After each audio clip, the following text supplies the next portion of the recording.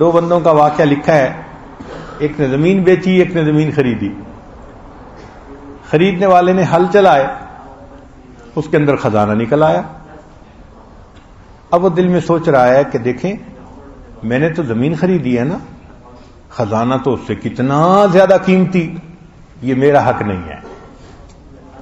تو وہ بیچنے والے کے پاس گیا جو مالک تھا کہ جی میں نے آپ سے زمین خریدی تھی، مگر اس میں تو بہت قیمتی خزانہ نکل آیا، یہ میرا نہیں، یہ آپ کا ہے۔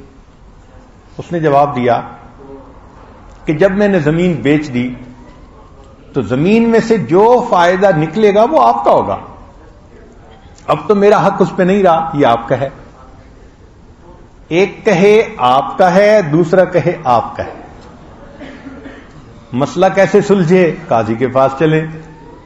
سبحان اللہ، آج کے دور میں مقدمے آتے ہیں، ایک کہتا ہے یہ میرا حق ہے، دوسرا کہتا ہے یہ میرا حق ہے۔ کہتے ہیں ہم اپنے حق کی خاطر خون کا آخری قطرہ بہا دیں گے، یہ آج کل کے مقدمے ہیں۔ اور جس دور میں ہم صحیح معنوں میں مسلمان تھے، اس دور کے مقدمے یہ ہیں کہ ایک کہتا ہے میرا حق نہیں، دوسرا کہتا ہے جی میرا بھی نہیں، قاضی صاحب فیصلہ کیجئے۔ قاضی صاحب بھی حیران، چنانچہ اللہ نے ان کو پھر ویژن بھی بہت دیا تھا، فہم و فراست بھی بہت دی تھی۔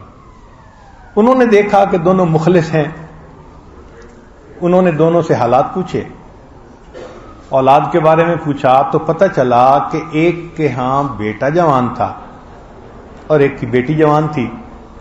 تو قاضی صاحب نے کہا کہ میں مشورہ یہ دیتا ہوں فیصلے میں کہ اس بیٹے اور اس بیٹی کی شادی کر دی جائے اور ان کو جہیز کے طور پر یہ پورا کا پورا خزانہ دے دیا جائے۔ یہ فیصلے کب ہوتے تھے؟ جب سچائی تھی طبیعت۔ تو سچ بولنا اور دوسرا ہے سچائی کا معاملہ کرنا۔ یہ معاملات کی سچائی اللہ کو بہت پسند،